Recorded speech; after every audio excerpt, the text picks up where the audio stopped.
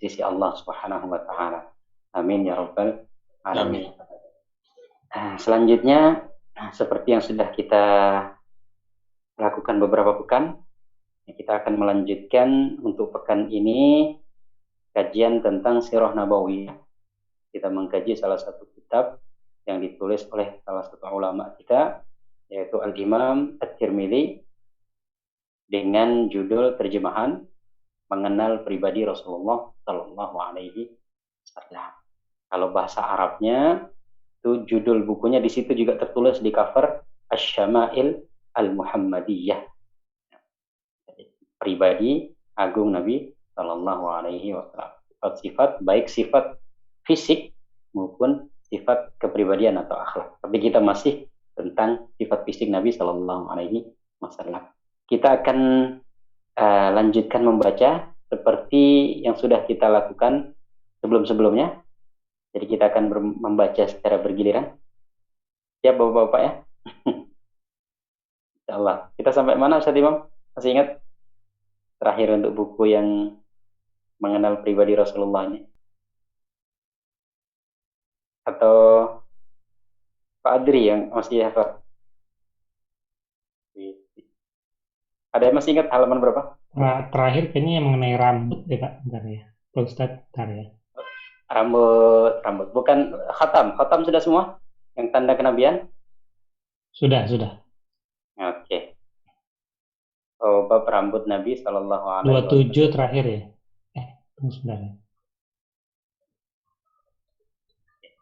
Ya, khatam sudah selesai. Oke, atau kita mulai dari bab rambut Nabi Sallallahu Alaihi Wasallam.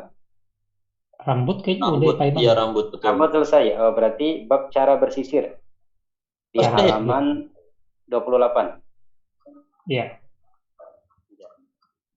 Jadi tentang rambut Nabi Sallallahu Alaihi Wasallam sudah kita sebutkan pada beberapa hadis sebelumnya ya. Kadang di pertengahan kuping, kadang sampai di ujung kuping.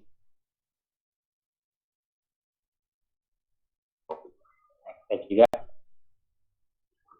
sudah sampaikan implikasi hukum ya, artinya apakah semua yang dilakukan oleh Rasulullah itu pasti menjadi suatu kesunahan ya. Ternyata tidak semua. Artinya ulama kita sudah memilah-milah mana perbuatan Rasulullah itu yang mengandung nilai kesunahan yang harus kita contoh, mana yang itu adalah amalan atau kegiatan harian beliau yang berkaitan dengan adat istiadat setempat, kebudayaan setempat, seperti panjang rambut yang kita bahas pada pertemuan sebelumnya. Artinya panjangnya rambut Nabi Shallallahu Alaihi Wasallam itu bukan sesuatu yang dianggap sunnah. Karena apa? Karena itu berkaitan dengan adat budaya ketika itu orang terbiasa dengan rambut panjang. Sehingga kalau orang sekarang rambutnya pendek bukan berarti dia tidak sunnah. Sebaliknya, orang yang rambutnya panjang kemudian kita anggap dia sunnah. Nah, ya. Tergantung kondisi kita sekarang. Jadi yang memuat nilai-nilai kesopanan justru itulah yang menjadi sunnah.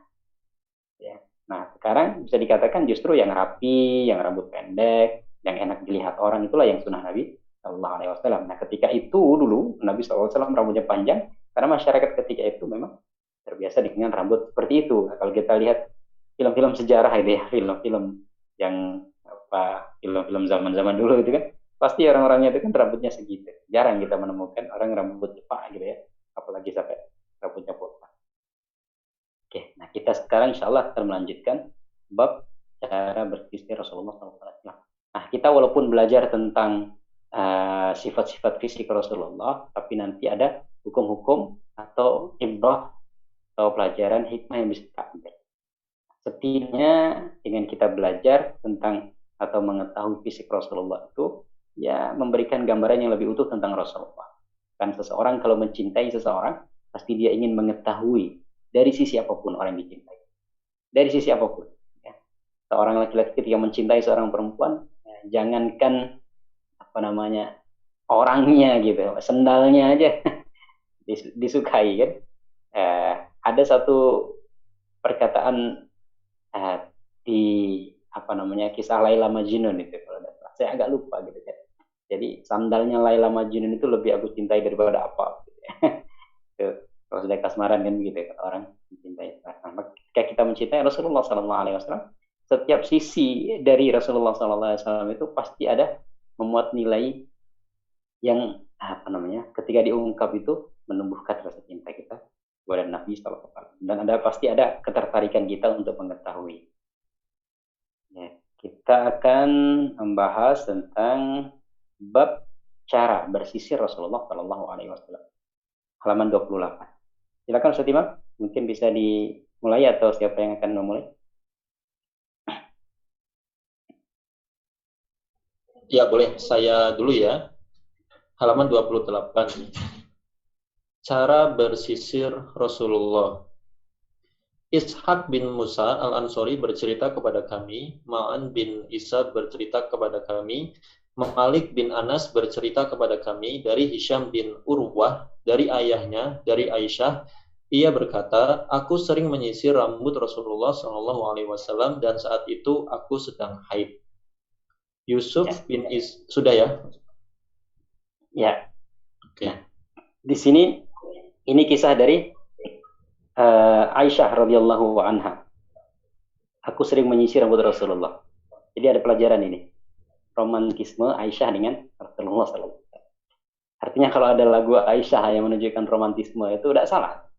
Maka ketika dulu ada kayak apa namanya pro kontra ya. Lagu Aisyah ini boleh apa enggak? Kalau saya lihat lirik-liriknya enggak ada yang menyelisihi ajaran agama. Ya, cuman mungkin sebagian orang merasa terlalu vulgar. Tapi semua lirik itu berdasarkan hadis-hadis memang. Rasulullah SAW balapan dengan Aisyah. Bahkan kadang-kadang Aisyah itu pernah suatu hari ada permainan orang-orang Habasyah, orang-orang Ethiopia, orang-orang berkulit hitam itu main-main tari-tarian dengan tombak di Masjid Nabi SAW. Ketika itu Nabi melihat Aisyah datang. Ketika Aisyah datang, Aisyah meletakkan dagunya di pundak Nabi SAW. Kemudian menempelkan pipinya dengan pipi Nabi SAW. Artinya ya seperti itu. Nah, suami istri kok boleh, apapun boleh kan. Yang penting jangan dengan pasangan yang tidak halal. Nah, ini juga menunjukkan bagaimana kemesraan Nabi SAW dengan Aisyah. Aisyah sering menyisir rambut Nabi SAW. Nah, kita ini pernah nggak disisir rambut oleh istri kita? ya, artinya inilah bagaimana Rasulullah, walaupun dia sebagai seorang panglima tertinggi, pemimpin tertinggi, tapi kehidupan rumah tangganya sedemikian romantis gitu. Padahal kalau kita lihat raja-raja itu, jarang raja itu bermesraan sama istrinya kan. Kadang-kadang ya jarang lah. Bahkan istri itu sudah dianggap kayak apa begitu ya. Tapi Rasulullah tidak. Istri tetap istri dan hubungannya sangat intim dan sangat romantis. Aku sering menyisir rambut Nabi SAW. Artinya kejadian ini bukan sekali dua kali, sering. Dan saat itu aku sedang haid. Nah, artinya perempuan yang haid itu dia seperti biasa. Kalau dulu orang-orang Bani Israel itu, ya ini menurut informasi yang saya dapatkan dari beberapa bacaan saya, orang-orang Yahudi itu kalau istrinya haid itu benar-benar dikucilkan. Jadi nggak ada interaksi sama sekali. Bukan hanya tidak boleh berhubungan suami istri, tapi benar-benar dikucilkan. Jadi ditaruh di suatu tempat begitu, dan nanti kalau bersih dia baru boleh kembali. Gitu. Nah, kita umat Islam tidak. Hanya tidak boleh digauli, selesai. Tapi untuk yang lainnya boleh, interaksi seperti biasa.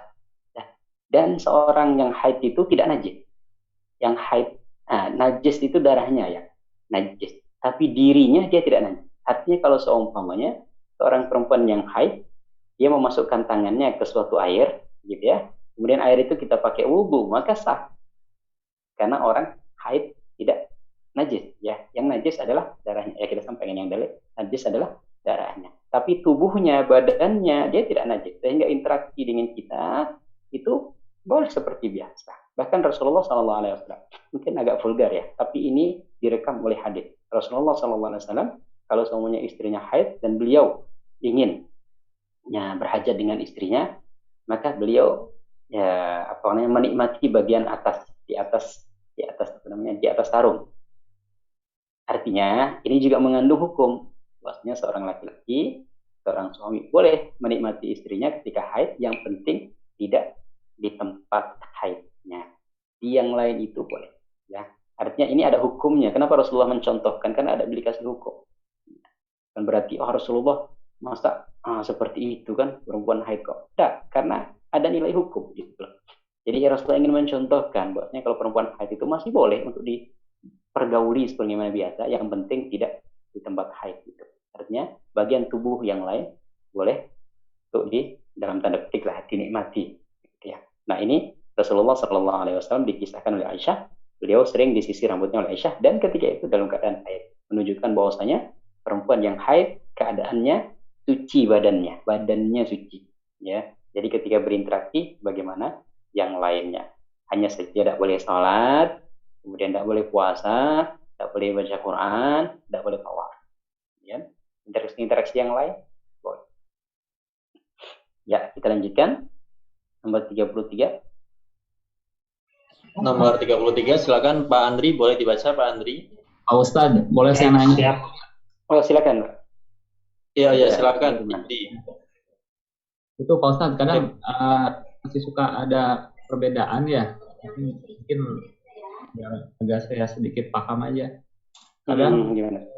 Kalau saya sih ya, di saya sendiri dari mulai kecil diajarkannya bahwa kalau perempuan sedang berhalangan itu tidak dibolehkan memegang mushaf ya, Quran. Tapi kalau dia mempunyai hafalan untuk membaca itu dipersilakan. Ini yang diajarkan saya waktu kecil sampai sekarang oleh guru-guru ngaji ya, termasuk guru-guru saya. Tapi kadang ada berbeda paham yang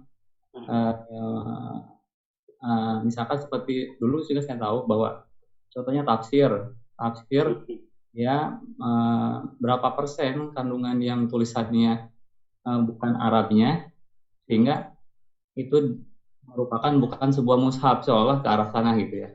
Cuman kan kadang apalagi perubahan zaman sekarang dengan adanya handphone, itu lebih modern lagi pemikirannya. Nah, untuk menghadapi hal-hal seperti itu seperti apa ya kira-kira? Ya, terima kasih. Ya, baik Pak Sudirman. Ya, jadi saya coba untuk menguraikan sumber dari perbedaan pendapat. Perbedaan pendapatnya ada, tapi sumbernya di mana? Dalil yang jelas yang mengatakan bahwasanya perempuan tidak boleh, perempuan yang haid ya. Dalil yang jelas, artinya perempuan haid tidak boleh membaca Quran, perempuan haid tidak boleh memegang Quran. Dalil yang jelas yang mengatakan seperti itu tidak ada, gitu ya. Jadi dalil yang jelas seperti itu mengatakan tidak ada. Tetapi dalil yang samar ada. Nah, itu. Dalil yang samar. Dalil yang pertama dari firman Allah Subhanahu wa taala dalam surat Al-Waqiah, la yamassuhu illal mutahharun. Jadi tidak ada yang memegangmu Al-Quran kecuali mutahharun. Mutahharun ini siapa? Secara bahasa, mutahharun itu artinya orang-orang yang suci. Ya, orang-orang yang suci atau yang disucikan. Nah, siapa yang dimaksud orang-orang yang suci? Ulama berbeda pendapat. Artinya secara bahasa kan mutahharun itu orang yang suci atau yang disucikan. Bagian mengatakan mutahharun itu malaikat.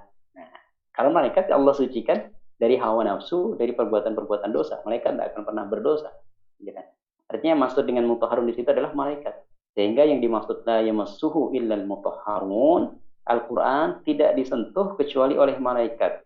Maksudnya adalah Al-Quran di Lauhul Mahfuz itu tidak ada makhluk yang bisa menyentuh kecuali malaikat.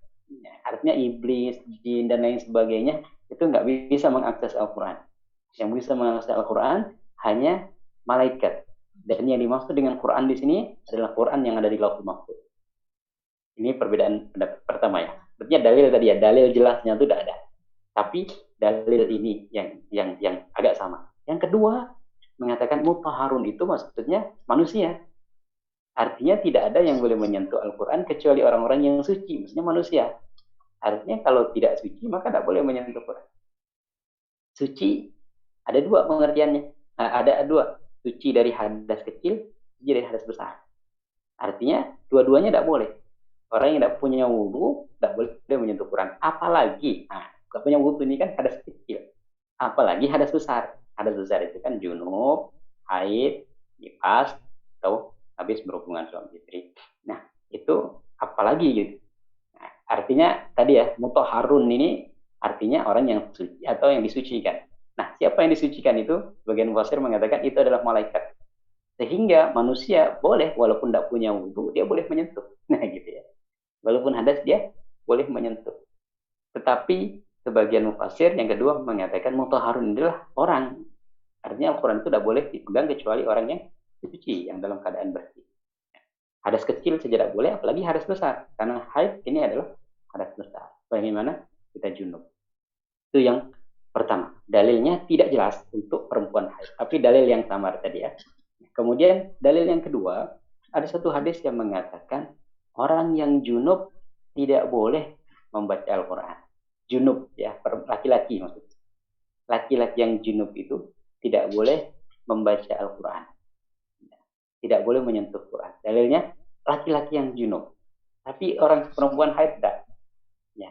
Nah, ulama kemudian mengatakan kalau laki-laki junub tidak boleh, maka perempuan juga tidak boleh. Artinya junub ini kan hadas besar. Nah, kalau junub tidak boleh, yang hadas besar berarti perempuan juga kalau hadas besar tidak boleh. Nah, gitu ya. Jadi perempuan, laki-laki yang hadas besar tidak boleh memegang dan membaca Quran. Nah, maka perempuan yang hadas besar juga tidak boleh. Tapi bahwasanya hadis ada haid tidak boleh, itu nggak ada. Sehingga di sini disebut dengan dalil qiyas. Qiyas itu menyandingkan satu masalah dengan masalah yang lain karena persamaan sebab. Antara haid dengan junub sama-sama illahnya, sebabnya apa? Hadas besar. Sehingga orang yang mengatakan perempuan yang junub, yang haid atau nifas tidak boleh baca, kemudian juga tidak boleh menyentuh Quran, maka tadi kalau laki-laki hadas besar tidak boleh, maka perempuan juga tidak boleh dong. Dan haid itu adalah hadas besar. Tapi kemudian ada ulama lain yang mengatakan begini, tidak bisa dong disamakan. Kenapa tidak bisa disamakan? Karena beda antara laki-laki dengan perempuan. Laki-laki itu kalau junub cuma sebentar. Sehingga kalau dilarang untuk membaca Quran, itu larangannya tidak lama. Yang mau kita sampaikan di sini ya.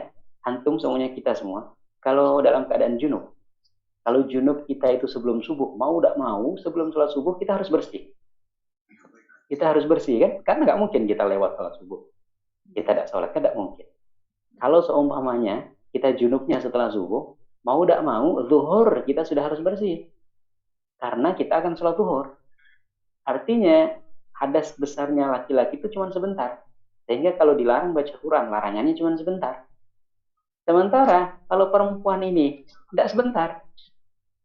Perempuan ini kan mungkin bisa seminggu, kadang bisa sampai 15 hari. Kalau ada larangan untuk tidak baca Quran, alangkah lamanya mereka tidak baca Quran. Nah, begitu. Dan itu nggak bisa dipaksa. Kalau kita kan bisa paksa. Kemudian ya kita habis subuh kita junub, langsung mandi bisa. Kan ya, kita mau baca Quran langsung mandi. Tapi kalau perempuan haid, ya kan langsung mandi nggak bisa karena darah ini nggak bisa dengan kemauan dia untuk diberhentikan. Tergantung Allah yang memberhentikan kan darah. Sehingga dia harus nunggu. Tapi kalau kita junub, kita bisa memberhentikan keadaan junub kita sesuai dengan keinginan kita. Kita mau mandi jam 7, boleh. Mau mandi jam 8, mau mandi nanti sebelum zuhur, yang penting ketika sholat zuhur kita dalam keadaan bersih. Sehingga yang menyamakan dari itu, ya, menyamakan hukumnya antara laki-laki dan perempuan, ulama yang kedua mengatakan tidak bisa disamakan. Karena laki-laki junubnya sebentar, sementara perempuan junubnya lama. Laki-laki bisa menyelesaikan masa junubnya itu sesuai keinginan dia, sementara perempuan tidak bisa. Dia mau tidak mau harus menunggu berhentinya darah. Nah, sehingga tidak bisa disamakan dong. Ya gitu. Akhirnya sampai sekarang ya begitu, Pak. Nggak ada yang bisa memastikan bahwasanya pendapat ini paling benar, pendapat ini paling salah, dan sebagainya. Sehingga ijtihad A, ijtihad B. Nah, bagaimana kalau pendapat pribadi saya? Pendapat pribadi saya lebih condong bahwasanya perempuan itu yang haid ya tidak boleh membaca Al-Quran, apalagi menyentuh. Artinya kalau membaca saja tidak boleh, maka apalagi menyentuh. Itu yang pertama, hukum umumnya begitu. Jadi sudah saya jelaskan perbedaan. Nah ini pendapat saya ya, setelah saya menimbang-nimbang lah. Nanti antum bisa timbang-timbang juga dengan apa yang saya sampaikan. Kalau pendapat saya secara pribadi, perempuan yang haid tidak boleh membaca Al-Quran, apalagi menyentuh. Artinya kalau membaca tanpa menyentuh tidak boleh, maka apalagi menyentuh. Karena menyentuh ini berkaitan dengan kesucian Al-Quran. Dan dia dalam keadaan tidak suci. Gitu ya. Itu yang pertama, hukum umumnya. Yang kedua, hukum umum ini ada pengecualiannya.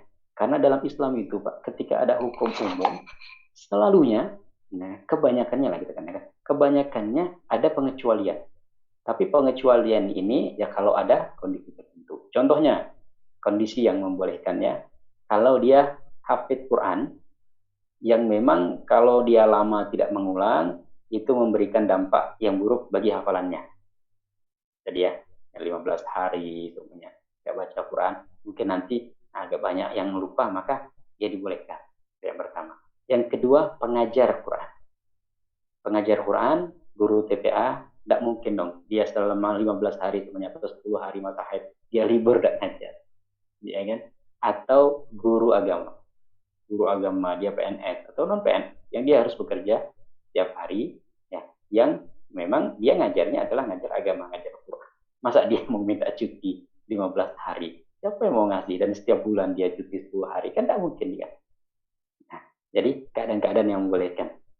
Kemudian yang keempat, kalau belajar, yang tadi mengajar boleh, belajar juga boleh. Ya, artinya belajar baca Al-Quran seperti biasa. Kemudian yang kelima, kalau dia baca Quran, niatnya bukan membaca. Maksudnya membaca Quran niatnya bukan membaca. Ada ayat-ayat Quran itu yang kita baca tapi niatnya bukan baca, tapi niat sebagai zikir atau doa. Ketika kita mau naik kendaraan, di antara doa naik kendaraan, Subhanalladzi sakhkhara lana hadza wa ma kunna lahu muqrinin wa inna ila rabbina lamunqalibun. Itu doa ada dalam Quran. Tapi ketika kita membaca itu, bukan kita niat baca Quran, kita niat membaca doa naik kendaraan. Kemudian kita baca Bismillahirrahmanirrahim pas mau makan semuanya kan, Bismillahirrahmanirrahim. Atau kita pas mau naik kendaraan, Bismillahirrahmanirrahim. Bismillah itu kan Quran. Tapi ketika kita baca, niat kita tuh bukan baca Quran, niat kita adalah baca doa. Rabbana atina fid dunya hasanah wa fil akhirati hasanah wa qina adzab. Itu ayat dalam Quran. Tapi ketika kita baca untuk doa. Maka ini juga dibolehkan. Artinya ayat-ayat Quran yang dibaca bukan niat baca Quran, tapi niat baca zikir atau doa, ya, atau wirid. Maka itu dibolehkan walaupun dalam keadaan haid. Kemudian yang selanjutnya, usahakan tidak menyentuh Quran. Artinya kalau seumpamanya dibolehkan membaca bagi yang tadi ya, keadaan-keadaan yang tadi, tapi usahakan jangan menyentuh Quran. Artinya seorang hafid ya, atau hafizah, dia memang mau ngulang. Tapi kalau seumpamanya bisa dengan mengulang itu dia tidak pakai menyentuh Quran, silakan. Artinya untuk menjaga kesucian benda Quran, mushafnya itu ya, akan menghindari. Walaupun tadi ya ada pandangan pendapat yang mengatakan boleh, tapi untuk lebih kehati-hatian, kalau memang bisa dihindari, ya kita sarankan untuk tidak menyentuh. Ya. Mengajar atau belajar juga kita sarankan untuk tidak menyentuh. Itu poin-poinnya. Kemudian apa yang disebut dengan Quran? Nah ini tadi ada HP dan lain sebagainya ya. Kata Pak Dirman tadi. Memang mushaf itu adalah lembaran-lembaran ayat Al-Quran yang tersusun jadi satu, yang memang murni Quran. Yang disebut mushaf. Itulah yang disepakati ulama ya, yang mengatakan tidak boleh menyentuh, itulah yang disepakati. Artinya mushaf Quran yang memang Quran saja itu. Orang yang mengatakan tidak boleh menyentuh, itulah yang dimaksud. Artinya mereka yang nggak membolehkan menyentuh mushaf itu, itulah mushaf yang disepakati. Itulah mushaf, maksudnya adalah mushaf yang satu jilid Quran. Nah, bagaimana kalau ada terjemahannya atau tafsirannya dan lain sebagainya? Ulama berbeda pendapat, dilihat dari porsinya. Artinya, kalau ada tafsir itu, ada tafsir global, namanya tafsir ijmali, Pak. Biasanya kita dapatkan di tafsir Jalalain. Itu antara Quran dengan tafsirannya, lebih banyak Qurannya. Ya, la raiba fihi hudal lil muttaqin. Raib artinya syak. Itu aja. Jadi kan standar huruf. Tapi kalau dihitung-hitung antara Qurannya dengan tafsirannya, itu lebih banyak Qurannya. Sehingga tafsirannya itu cuma sedikit. Ya. Nah, itu sebagian ulama mengatakan tidak boleh karena masih banyak Qurannya. Tapi kalau tafsir yang banyak banyak tulisan di luar Qurannya, ya, bahasa Arab maupun non bahasa Arab ya, nggak ada perbedaannya bahasa Arab maupun bahasa Arab. Artinya kayak tafsir Buya Hamka, satu ayat ya ditafsirkan berlembar-lembar, maka itu tidak disebut mushaf. Sehingga orang yang tidak bersih pun, tidak suci pun, dia boleh menyentuh. Ya kan? Jadi ulama tadi berbeda. Kalau porsi Qurannya masih lebih banyak, itu masih dianggap mushaf, sehingga tidak boleh disentuh. Tetapi kalau porsi Quran dengan terjemahannya atau dengan tafsirannya lebih banyak tafsiran atau terjemahannya, maka tidak disebut mushaf, sehingga dia boleh disentuh. Seperti juga kitab-kitab agama, kitab fikih, tidak mungkin lepas dari Quran, pasti ada Qurannya, ada dalilnya. Kitab hadis, ya, walaupun hadis tapi pasti ada Qurannya. Tapi porsi Quran dengan penjelasan hadisnya, penjelasan fikihnya, tasawufnya, itu kan lebih banyak penjelasan, sehingga nggak disebut sebagai Quran. Itu. Kemudian yang selanjutnya HP. Nah, pendapat yang mayoritas mengatakan HP bukan Quran, ya, karena HP ini benda, bukan lembaran kertas, ya, sehingga dikatakan boleh menyentuh HP. Orang yang tidak suci pun boleh menyentuh mushaf yang ada dalam HP. Artinya Quran digital ini dianggap bukan Quran, sehingga dibolehkan untuk menyentuh. Tapi ada yang lebih hati-hati lagi. Kalau memang sudah aplikasi itu dibuka dan aplikasi itu Quran semua, maka itu dianggap Quran, sehingga untuk menjaga kesucian tetap tidak perlu disentuh. Wallahu a'lam bishawab. Ala kulli hal, itu saya paparkan akar masalahnya, kemudian sebab perbedaan pendapatnya. Nah, posisi yang saya ambil seperti itu. Ya. Nah, kalau mushaf digital gimana? Ya, kalau seumpamanya bisa untuk dihindari sementara. Ya. Nah, dalam keadaan kita tidak suci, ya, hindari sementara. Kalau seumpamanya bisa baca dengan terjemahannya, lebih baik dengan terjemahannya. Atau ketika di Quran digital ini ada terjemahannya, nah itu lebih bagus kita baca, ada masalah. Tapi kalau Quran murni yang memang itu ya lebih baik dihindari ketika kita dalam keadaan tidak suci, ya, baik tidak suci itu hadas kecil maupun hadas besar. Kemudian yang terakhir, hadas kecil dan hadas besar. Kalau tadi saya sampaikan, hadas besar tidak boleh baca Quran, tidak boleh menyentuh Quran, ya. Tapi kalau hadas kecil tidak boleh menyentuh Quran, tapi boleh baca Quran. Ya. Hadas besar, hadas kecil. Nah, mudah-mudahan tadi bisa dipahami untuk hadas besar dan kecil, ya. Jadi kalau secara simpelnya hadas kecil itu ya kita habis buang air kecil maupun buang air besar atau kentut, gitu. Kalau hadas besar kita habis junub, ya kan, atau mimpi basah atau berhubungan suami istri. Nah, yang perempuan haid atau nifas. Artinya itu keadaan hadas besar. Yang hadas besar nggak boleh baca Quran dan juga tidak boleh memegang Quran. Artinya kalau kita seumpamanya ya habis junub, habis keluar air mani atau habis berhubungan, maka tidak boleh membaca Quran maupun menyentuh Quran. Tapi kalau hadas kecil tidak boleh menyentuh Quran, tapi boleh membaca Quran. Artinya kalau seumpamanya saya tidak punya wudu, dia habis dari toilet belum sempat wudu, mau baca Quran boleh baca dengan niat baca Quran. A'udzubillahi minasyaitonirrajim. Bismillahirrahmanirrahim. Alif lam mim. Dzalikal kitabul la raiba fihi. Saya baca, tapi saya tidak menyentuh mushaf. Nah, maka boleh. Ya, tapi kalau saya menyentuh mushaf, maka nyentuhnya tidak boleh. Ya, artinya nyentuhnya dalam keadaan saya tidak suci tadi, ya, tapi membacanya boleh. Wallahu a'lam. Ini penjelasan agak panjang, Pak Dirman. Ya, yang lain juga. Ya. Ya, mudah-mudahan jelas, ya. Ya, amin. Salam, Pak. Terima kasih. Ya. Oke, kita lanjutkan dulu. Ya, baik. Baru satu hadis ini, ya. Kita ya. Tadi baru satu apa dua, ya? Oh, satu ya, Pak. Baru Pak satu. Andri belum jadi baca, ya. Ya. Oke, silakan Pak Andri. Baik, sekarang hadis nomor 33. Yusuf bin Isa bercerita kepada kami.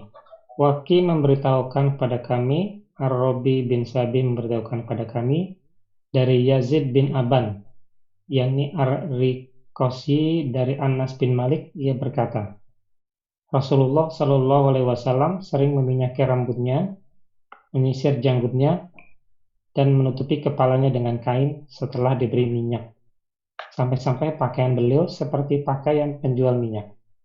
Ya, ya, inilah tadi yang saya sampaikan.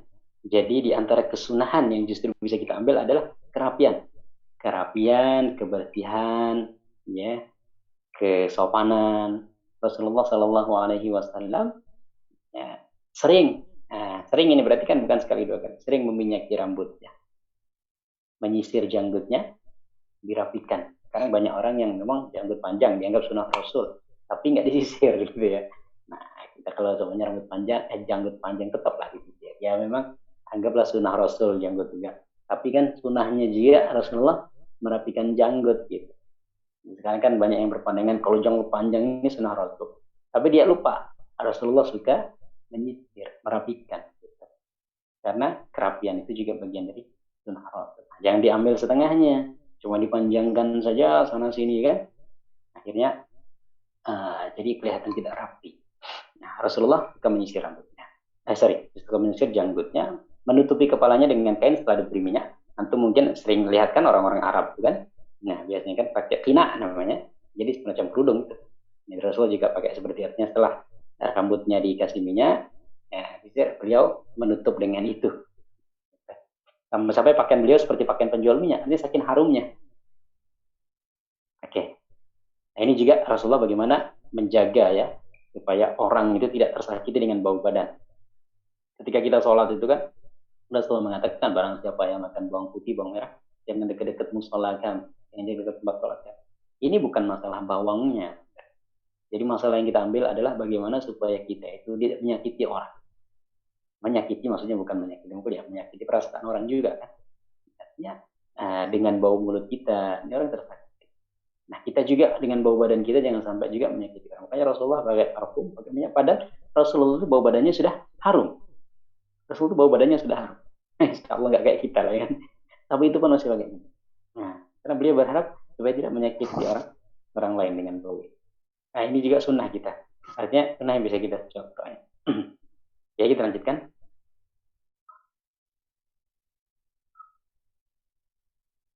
Ya, baik. Selanjutnya Pak Yudi Utabarat. Boleh Pak Yudi? Ada bukunya Pak Yudi? Sudah saya kirim. Sudah dibuka Pak? Oke, silakan. 34 ya Pak ya? 34. Ya, 34. Hanad bin Asy'ari bercerita kepada kami, Abul Ahwas memberitahukan kepada kami dari As'ad bin Abi Asy'asa dari ayahnya, dari Masruq dari Aisyah. Ia berkata, Rasulullah suka mendahulukan anggota tubuh yang kanan ketika bersuci, menyisir dan mengenakan sandal. Ya, ini Rasulullah suka mendahulukan yang kanan kalau memakai. Tapi kalau melepas, beliau mendahulukan yang kiri. Insya Allah kita sudah paham. Cuman masalahnya seperti ini. Mungkin nanti sebelum antum tanya ya, nah, memang ada terlintas nih supaya saya jawab.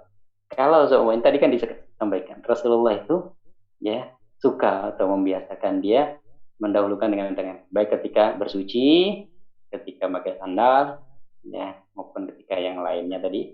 Nah, kalau seumpamanya kita wudhu bersuci ini dari kiri dulu, kira-kira sah bersuci gitu? Kita diskusi nih, menurut antum dulu. Kira-kira, ya. Kalau seumpamanya.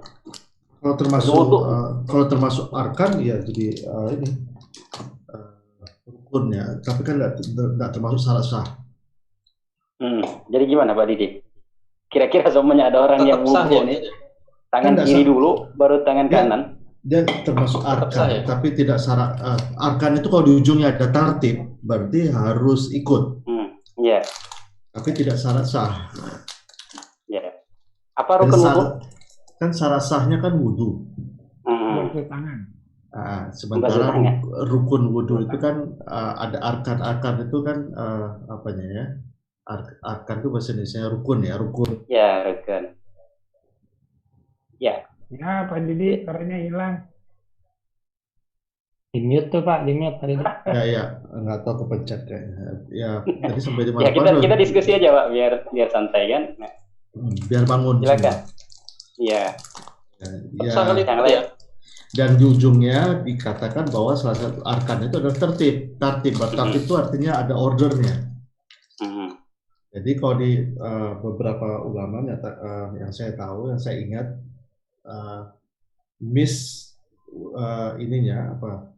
kesalahan dari ketertibannya itu tidak membatalkan wudhunya.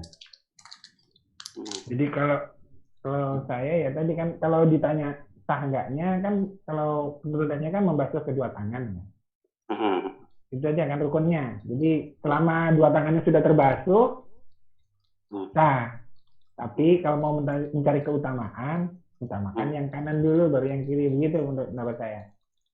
Ya. Setuju sama Pak Adi? Kita aklamasi ini. Saya nggak punya pendapat, Ustaz. Saya nggak punya pendapat. Yang saya ingat, yang saya baca. Iya. Kita diskusi aja, Pak. Nggak mampu punya pendapat saya. Ya. Rukunnya kan itu tadi, arkan yang disebut Pak Adi tadi kan membasuh kedua tangan kan? Saya nggak ingat kalau ada harus tartib tangan kanan dulu baru tangan kiri. Kalau tidak ada berarti ada sah. Ya makanya kan pertanyaannya sah. Tapi akan lebih utama kalau dari mulai dari kanan. Walaupun selama ini kita sudah terbiasa, terlatih ya dari kanan dulu baru kiri. Gitu. Pokoknya kalau gini saya harus baca buku dulu, baru ingat. Iya, ya tadi lah biar melek ya kan. Saya sambil makan ya Ustaz ya. Silakan Pak. Silakan santai aja. Saya juga sambil ngopi. Tertib itu urutan ininya Pak Ustadz, urutan bagian-bagiannya. Iya. Yang diatur urutan organnya maksudnya. Ya betul. Jadi tidak ada yang diatur itu harus kanan kirinya, tapi yang diatur itu adalah urutan mana duluan. Jadi tidak boleh kalau wudhu kita kaki duluan, di situ baru kumur, baru tangan. Nah seperti itu. Walaupun memang seperti tadi bahwa batasan wudhu misalkan sampai ke pergelangan kaki, sampai rambut, kuping ya sampai ini. Itu ada urutannya mana duluan. Tapi kalau harus kanan kirinya sebenarnya tidak ada. Itu Pak Ustadz. Ya. Oke, dalam ibadah ini kita sering mengenal ada rukun, ada syarat. Ya. Apa bedanya antara rukun dengan syarat? Ulama fikih mencoba untuk membedakan. Kalau syarat itu dia sesuatu yang mempengaruhi sahnya suatu ibadah, tapi di luar dari ibadah itu. Di luar dari ibadah. Kalau rukun sama-sama mempengaruhi sahnya suatu ibadah, tapi masuk bagian dari ibadah itu. Saya kasih contoh. Wudu itu adalah syarat sahnya salat. Syarat ya, bukan rukun. Karena wudu itu di luar salat. Tapi membaca Al-Fatihah adalah rukun salat. Rukun sahnya salat. Ya, kan? Syarat sahnya salat. Ini rukun sahnya salat. Artinya dua-dua kalau semuanya nggak ada, nggak sah. Orang semuanya ada wudu, ini dia salat, nggak sah. Sebagaimana orang sholat tidak baca Al-Fatihah, dia ada. Tapi bedanya, kalau wudu di luar salat, kalau rukun itu di dalam salat. Nah, begitu juga wudu ini kan ada syarat, ada rukunnya. Nah, di antara rukun wudu, yang pertama niat, ya kan? Niat muamalan tergantung pada niat. Kemudian membasuh muka, kemudian tangan sampai siku. Kemudian kepala, kemudian setelah itu kaki, kemudian tertib tadi ya dikatakan oleh Pak Didi, Pak Dirman juga tadi tertib, kemudian yang terakhir berterusan, namanya mualah ini berterusan, nggak ada jeda gitu, semuanya antum habis basuh muka terus ngopi dulu ya 10 menit baru basuh tangan, ini kan tertib nih dari muka ke tangan kan tertib. Tapi nunggunya 5 menit gitu kan. Ada yang gitu ya? Lucu amat kayaknya. Atau seumpamanya kan, pas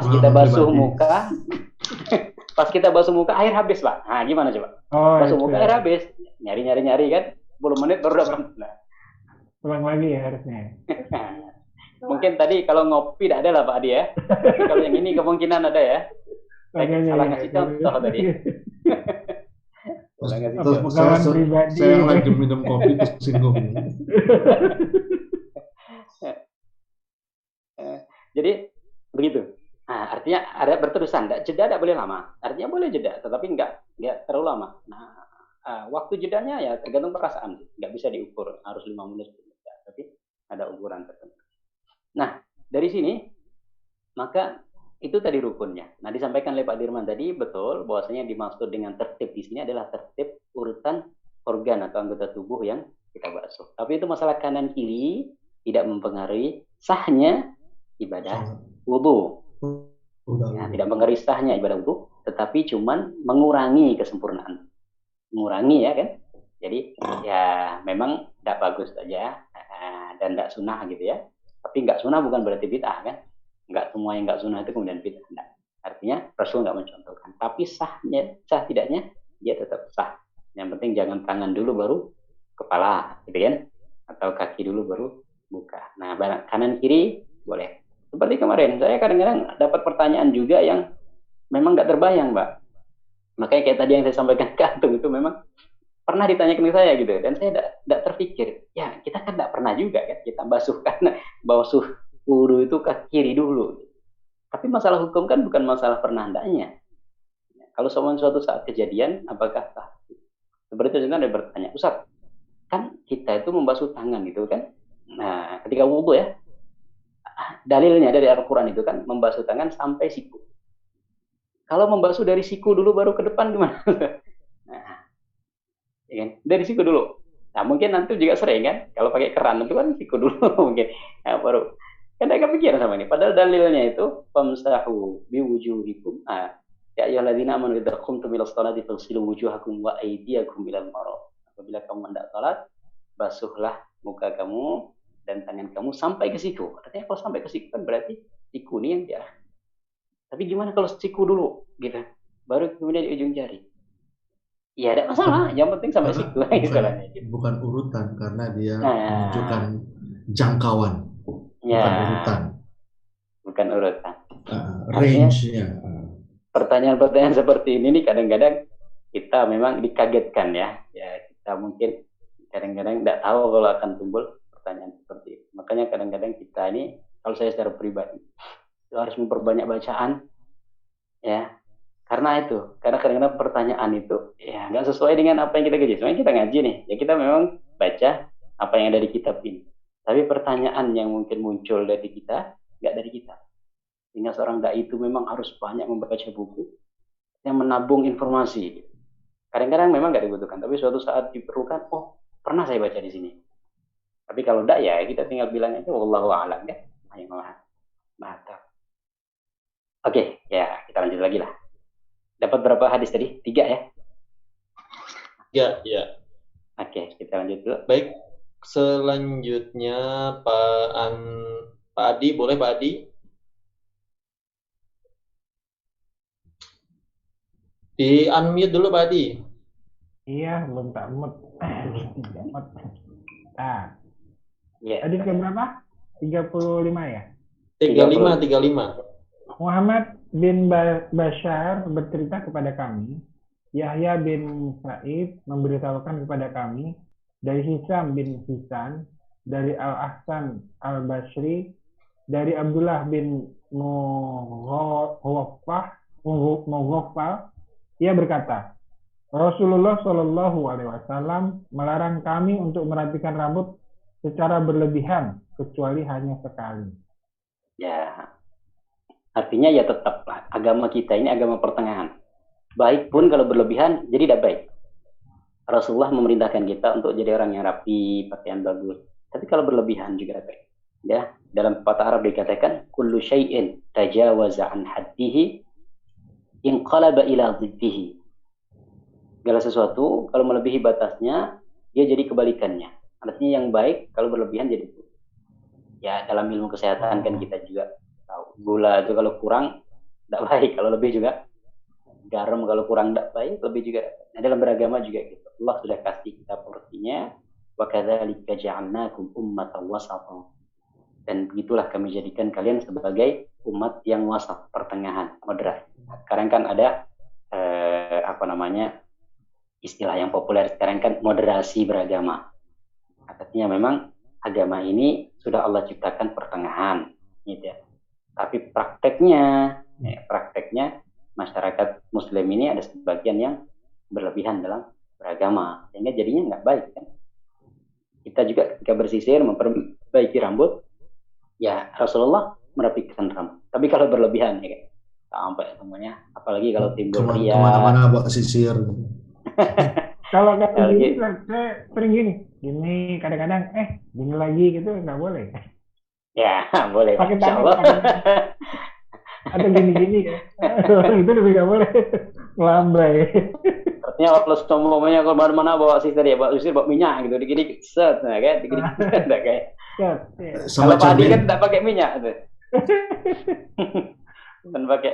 Tadi saya sebenarnya mau nanya tuh yang hadis sebelumnya itu mensisir dari kanan ke kiri ya. Merupakan yang tadi kan ada dari kanan tuh. Yang kanan ketika bersih menyisir dan mengenakan sandal. Nah menyisir dari kanan itu maksudnya gimana? Dari kanan ke kiri atau dari kiri ke kanan? Nanti akan kita tahu. Jadi Rasulullah itu rambutnya juga kadang di ke belakang, kadang di belah tengah. Artinya kalau belah tengah kan berarti. Wah ini pihak pinggir nggak nyuna nih pihak pinggirnya. Dulu saya pernah pihak tengah gitu, tapi kok lucu, susah udah kadang pihak pinggir nih. Nanti kita baca Pak hadisnya seperti apa. Tapi kalau saya tangkap ada hadisnya. Jadi kok sisir tangan kanan dulu kiri dulu berarti ya mungkin ya kalau pemahaman yang saya tangkap ya itu ketika Rasulullah membelah rambutnya jadi belahan dua tuh. Jadi kanan dulu, kemudian baru tapi nyisirnya dengan tangan kanan. Maksudnya. Tapi kanan dulu, kemudian kiri. Tapi kalau belah tengah belah samping itu Pak Adi itu kan karena memang tergantung lingkar rambutnya juga gitu. Ada orang kalau di belah samping nggak bagus. Ada orang yang di belah tengah nggak bagus. Itu kan itu lebih ke karakteristik tapi bukan sesuatu yang mau ditiru. Kayaknya mungkin ke situ. Ya, kesopanan aja itu nanti. Nanti kita baca hadisnya sama-sama supaya kita paham ya. Benar Rasulullah ini kadang belah rambut, kadang ini ya. Oke, mungkin kita agak percepat hadisnya. Hadis berapa?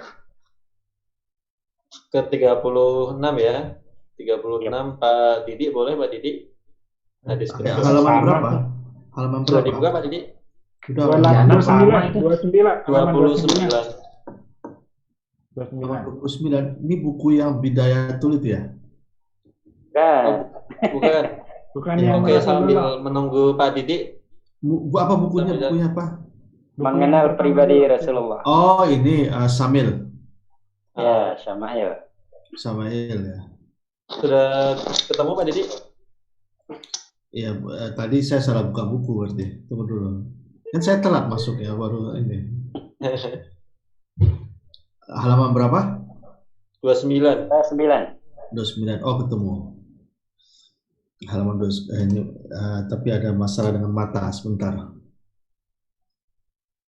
Biasanya pakai kacamata yang frame itu Pak. Kacamata virtual.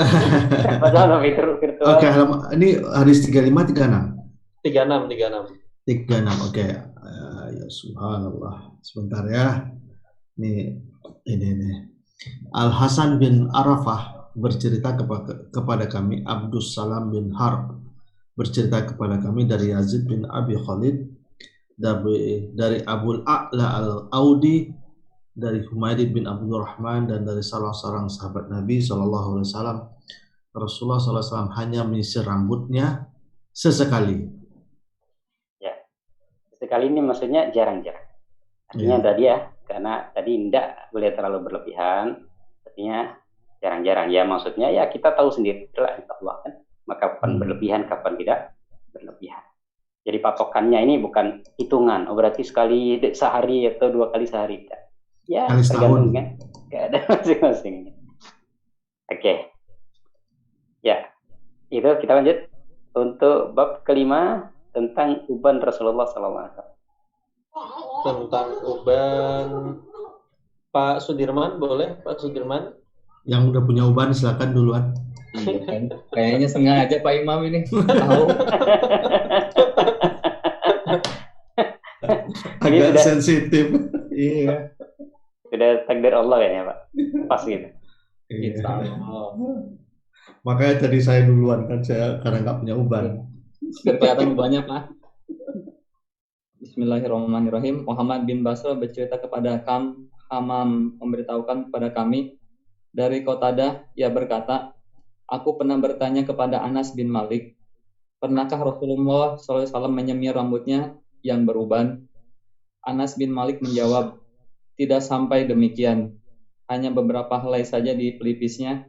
Namun Abu Bakar pernah mewarnai rambutnya yang memutih dengan daun pacar dan katam. Ya, ini tentang semir ya.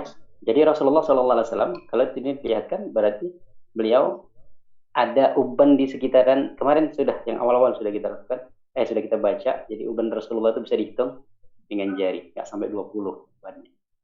Nah, di sini ditanya oleh Malik bin Anas bin Malik. Anas bin Malik ini pembantunya Rasulullah. Berbeda dengan Malik bin Anas. Ya, beda. Malik bin Anas ini itu Imam Malik. Anas bin Malik ini sahabat dan tidak ada nasab, artinya tidak ada hubungan nasab. Ini pernah Ustaz tadi Hidayat dulu tersalah ketika menyampaikan itu, kemudian ada beberapa ustaz yang menyampaikan tapi beliau Ustaz tadi Hidayat kerapnya menyampaikan kalau Malik bin Anas itu ada keturunan dari Anas bin Malik. Tapi kemudian tidak ada. Ya, makanya itu kemudian ada beberapa ustaz yang mengklarifikasi, tapi kemudian beliau mengatakan, oh ya, memang tersalah. Malik bin Anas ya, itu muridnya Urwah ya, Urwah bin Hisham kan? Iya. Termasuk guru beliau adalah Sufyan Ats-Tsauri. Termasuk guru dari Imam Malik adalah Sufyan Ats-Tsauri. Dan beliau punya guru dari kalangan tabi'in namanya Nafi'. Jadi Anas, gurunya Nafi' ini gurunya Abdullah bin Umar dari Rasulullah. Itu disebut kalau dalam silsilah hadis disebut jalur emas. Ada satu lagi yang jalur emas yang lewat Hisam bin Urwah bin Zubair, karena Urwah bin Zubair langsung ngambil ke Aisyah radhiyallahu anha, tantenya Aisyah. Kan. Jadi artinya kalau sudah jalur itu jalur emas sebagai hadis yang sahih. Nah, di sini Anas mengatakan, ditanya, apakah Rasulullah pernah menyemir? Tidak, artinya tidak sampai menyemir semua rambutnya. Berarti Rasulullah menyemir, tapi yang disemir cuma bagian pelipis. Artinya di bagian pelipis Rasulullah ini ada, ya kalau antum lihat Pak Dim Samsudin kayak gitu ya.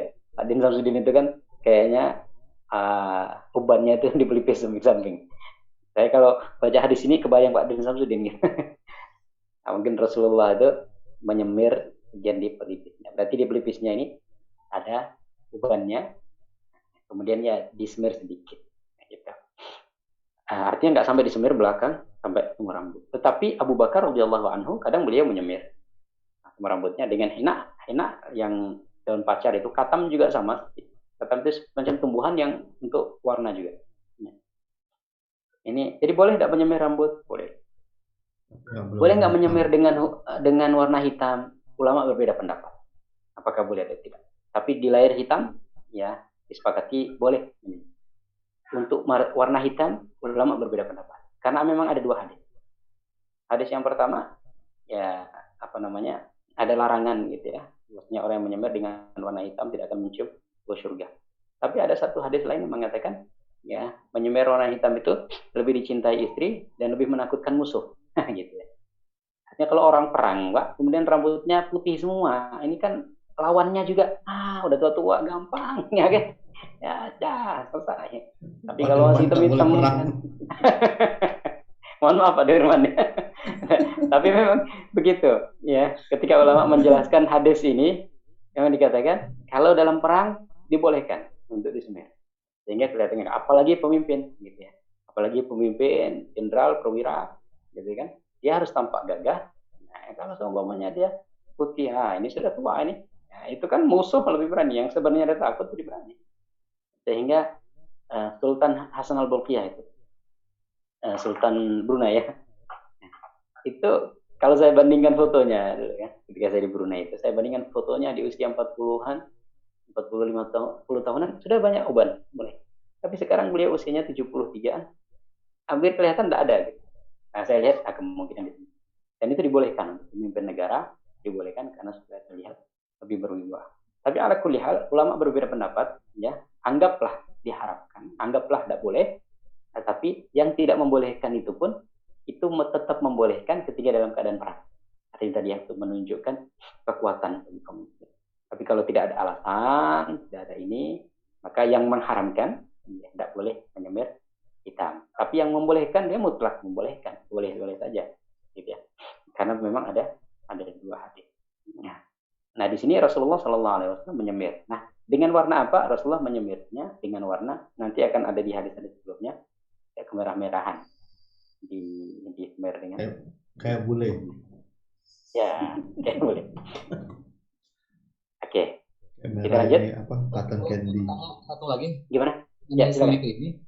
Masih masalah uban pas ini. Iya, betul. Mumpung konsultasi ini. Nah, untuk yang memperbolehkan sendiri ataupun yang tidak memperbolehkan, sehingga saya ya ada beberapa pendapat itu karena terutama yang khusus mengenai bahan kimia ya atau seperti kayak cat rambut dengan asumsi namanya cat sehingga saat kita berwudu itu tidak menutupi jadinya seperti itu. Sama hukumnya dengan memakai kutek jadinya. Sedangkan kalau yang Rasul bilang kan memakai daun-daunan ya, daun pacar atau kaman. Nah, sehingga ini agak sulit nih. Karena mungkin saya belum pernah melihat ya ada cat rambut ditulisin halal seolah-olah gitu. Nah, bagaimana Pak Ustadz untuk menanggapinya ini? Ya, artinya rambut ini kan tidak mempengaruhi sahnya wudu Pak ya, karena yang penting kena kepala. Artinya kalau orang botak ada rambut kan masih tetap wudunya sah. Tapi yang dimaksud dengan kalau tangan itu kan berarti ada sebagian kulit yang memang tidak kena kan, yang seharusnya kulit itu kena. Tapi kalau kepala ini kan, rambut ini kan, artinya tidak harus, dan tidak harus semua rambut. Artinya kalau seumpamanya dia disemir, yang di sini memang nggak kena air, semuanya nggak meresap air, tapi dia sebagian yang nggak tersemir itu bisa terkena air, kena sampai kulit kepala, itu kan berarti kan sudah sah. Artinya kalau disamakan dengan kutek tadi itu, kalau dengan masalah untuk dibawa kepada masalah wudhu ya, maka tidak sama, karena tidak mempengaruhi sahnya wudhu untuk yang di kepala tadi, jadi di rambut itu ya. Tapi kalau seumpamanya memang bisa dihindari ya, kalau saya sih kurang terlalu paham dengan bahan atau bahan kimia atau apa. Tapi kalau sebenarnya bisa dihindari ya lebih baik dihindari pakai bahan yang alami mungkin ya, yang tidak seperti yang disampaikan Pak Dirman. Wallahu a'lam. Ya, terima kasih Pak. Berarti kalau wudhu boleh, tapi kalau mandi junub gimana Pak? Mandi junub itu kan memang ini Pak, yang penting kan kulit kepala ini. Nah, sehingga perempuan itu tidak harus tidak harus mengeraikan rambutnya kalau dia bersih. Jadi tidak harus mengurai rambut. Yang penting bisa memastikan kalau kulit kepala ini kena semua, gitu ya. Ya, nggak harus artinya kalau seumpamanya dihitung orang yang rambutnya diikat tuh kan kemungkinan ada sebagian rambut yang nggak kena seumpamanya mandi besar. Dan orang-orang perempuan kata Rasulullah nggak perlu juga. Kalau dia mau meleraikan rambutnya, silahkan. Tapi kalau tidak pun tidak masalah, masih dianggap sah. Artinya yang penting bagian kulit kepala itu dianggap terkena. Wallahu a'lam. Terima kasih Pak Ustaz. Ya, baik. Selanjutnya Pak Nasir, boleh Pak Nasir? Bisa dengar saya, Pak? Bisa bersuara, Pak? Bisa, sudah ya? jelas ini. Mas, sudah. Masya Allah, ada Pak Nasir. Udah lama nggak Tapi ketemu nih. foto saya kelihatan nggak gambar saya di situ? Waduh, gambarnya gelap ini Pak, nggak ada, cuma nama aja. Oh, videonya iya. belum dinyalakan berarti. Tapi karena saya nggak bisa kamera belakang, saya nggak bisa bikin depan. Ya, oke. Jadi kalau Bapak nggak bisa lihat, saya alhamdulillah karena saya memang nggak siap. Pak Ustadz mau nanya mengenai mau nanya ya boleh silakan. Ini di luar apa ya? Di luar judul yang hari ini. Ini mengenai Al-Fatihah nih Pak. Yeah. Karena kita kan sudah manula. Karena banyak yang bilang kalau tajwidnya nggak benar, maka sholatnya nggak sah. Sedangkan kita ini sudah ada memakai gigi palsu Pak, dan umur udah 70. Dan memang harus diakui setelah putus 40 tahun, akhir-akhir ini saya mulai kembali mendalami agama. Kalau saya ikutin apa kata Pak Ustadz, tiang sholat itu adalah Al-Fatihah. Jadi kalau tiang sholatnya nggak benar, ya jatuh semua. Dia bilangnya gimana Pak Ustadz? Ya, oke. Saya jawab dulu ya. Silakan Ustaz. Ya, oke Pak Nasir. Jadi memang dalam Islam ini ada hukum umum. Tadi saya sampaikannya ada hukum umum, hukum normal. Tapi ada hukum pengecualian. Karena dalam Al-Quran disebutkan la yukallifullahu nafsan illa wus'aha. Allah Subhanahu wa Ta'ala tidak membebani suatu jiwa melebihi kapasitasnya. Salat itu ya harus berdiri. Salat wajib di antara rukunnya berdiri. Tapi kalau dia tidak mampu berdiri, dia boleh duduk. Nah, begitu juga ketika membaca Al-Fatihah. Al-Fatihah betul bagian dari rukun salat. Salat tidak sah kalau tidak dibacakan Al-Fatihah. La salata liman lam yaqra' bi Fatihatil Kitab. Tidak sah kalau seseorang yang tidak membaca Al-Fatihah. Yang pertama. Yang kedua, kalau orang memang tidak mampu gitu ya, dalam keadaannya tidak mampu, maka Allah akan mengampuni. Karena agama ini tidak membebani di luar. Tapi kalau ada kemampuan, nah, artinya begini nih, ada di kemampuan untuk membaca, kemudian dia tidak membaca itu dengan betul, itulah. Saya seumpamanya, ya, saya sudah belajar Al-Fatihah, ya, sudah saya tahsin, sudah betul. Tapi dalam satu sholat, saya salah membaca, hamzah jadi ain, ain yang jadi hamzah. Kemudian saya biarkan gitu, ya, nggak saya ulang. Nah itulah tidak sah, karena saya mampu. Benar. Ain itu saya baca ain, hamzah itu saya baca hamzah. Ketika orang tidak mampu, maka disitulah batas. Artinya Allah tidak akan memberikan kewajiban melebihi dari batas kemampuan.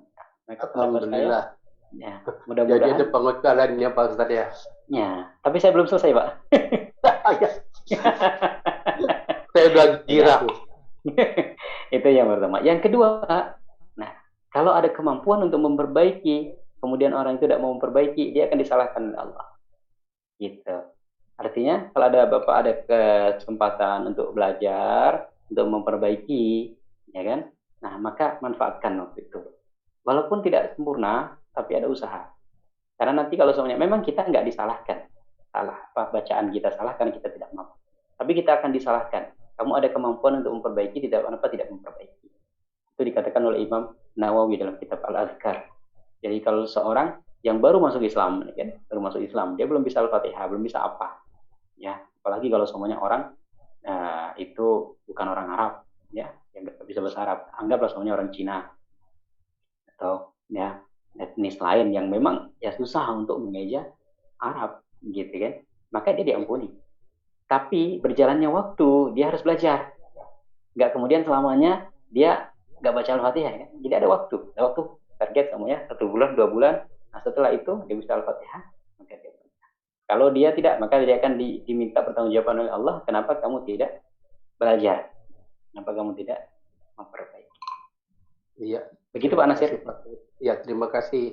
Alhamdulillah Pak Ustadz sudah ada pencerahan. Ya, sama-sama Pak. Girangnya jadi setengah ya. Berarti berusaha terus Pak Nasir. Jadi tetap harus belajar. Pak Nasir harus hadir terus. Udah tahu iya. nih.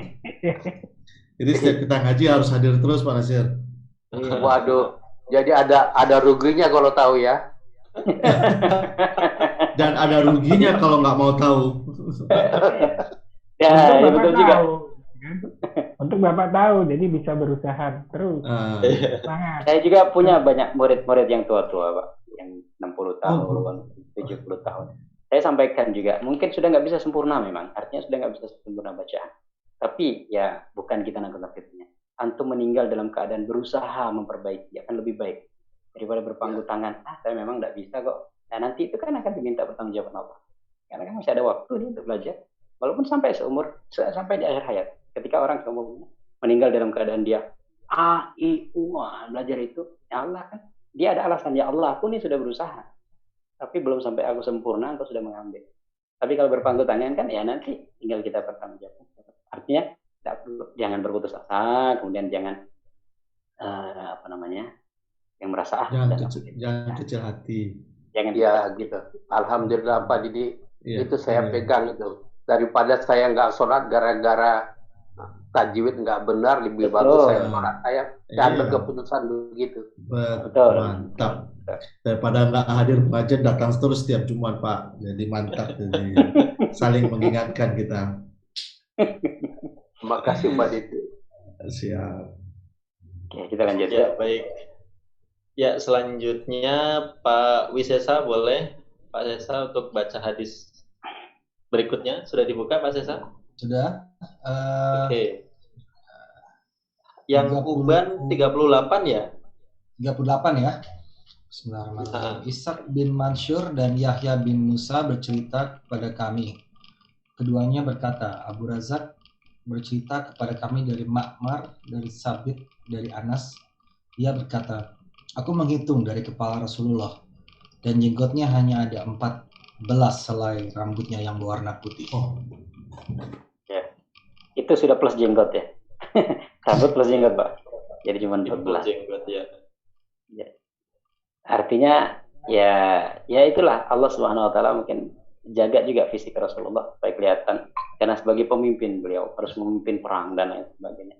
Sehingga untuk masalah uban saja Allah jaga supaya nggak terlalu banyak kan, nggak kelihatan lemah gitu.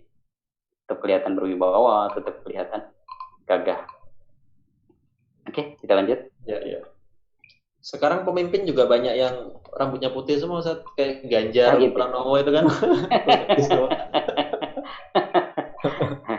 Coba kalau dia di semir hitam itu lebih gagah tuh. Oke, selanjutnya Pak Bambang, boleh Pak Bambang? Sudah senyum-senyum ini Pak Bambang ini. Bukunya enggak ini Pak. Oh, bukunya enggak. Iya. Jadi saya salah. Nanti pekan berikutnya saya share di ini deh. Ini saya kirim ke laptop kok nggak terkirim. Mau saya share ke screen biar enak. Betul. Oke, selanjutnya. Grup ya. Kenapa Pak Bambang? Kan bukannya udah hafal Pak Bambang? Iya. Pak Adi boleh kalau Pak Adi bisa share screen, boleh Pak Adi? Saya share. Share screen. Bisa kan di situ? Oh bisa. Dikasih nggak? Boleh share screen? Oh boleh. Boleh kok, boleh. Iya. Oke. Sudah Pak? Nggak ada di sini. Ada nggak Pak? Wah, saya nggak pakai laptop soalnya Pak. Oke. Nah, hadis berapa? Nah, sip. Oke. 39. 39 kurang lagi. 39 ya. 39 ke bawah lagi. Ya, sip. Oke, boleh Pak Bambang, boleh dibaca? Baik. Bismillahirrahmanirrahim.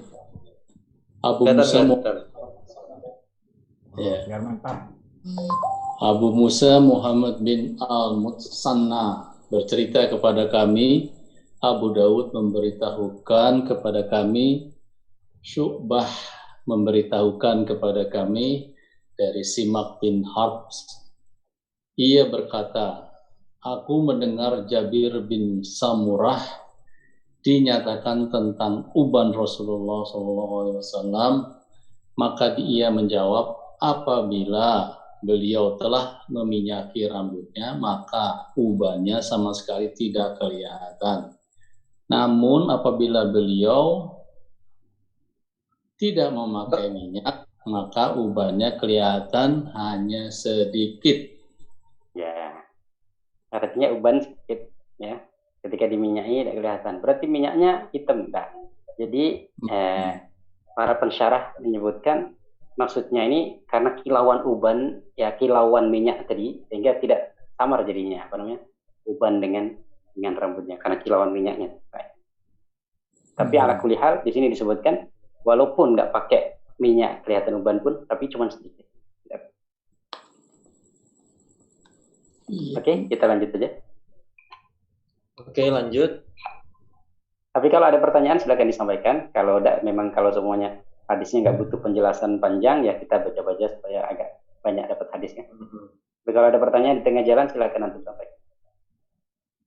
Ini Ustadz, mengenai cukur rambut Ustadz, boleh nggak sih kita kalau nyukur di gaya-gaya gitu, ada yang panjang, ada yang pendek, kan sekarang model macam-macam tuh, apakah ya harus yang normal aja cukur kayak gitu atau boleh di model-modelin begitu? Ya, kalau sunnah Rasul, artinya sunnah Rasul yang dicontohkan Rasulullah kalau memotong rambut dipotong semuanya, kalau pakai sandal juga dilepas semuanya atau dipakai semuanya, gitu ya. Artinya memang itu sudah menyelisihi apa yang dilakukan oleh Rasulullah. Tapi apakah dia haram atau sekedar makruh ini? Ya kan? Sekarang ada istilahnya qaza. Qaza itu dia memang memotong sebagian, kemudian membiarkan sebagian.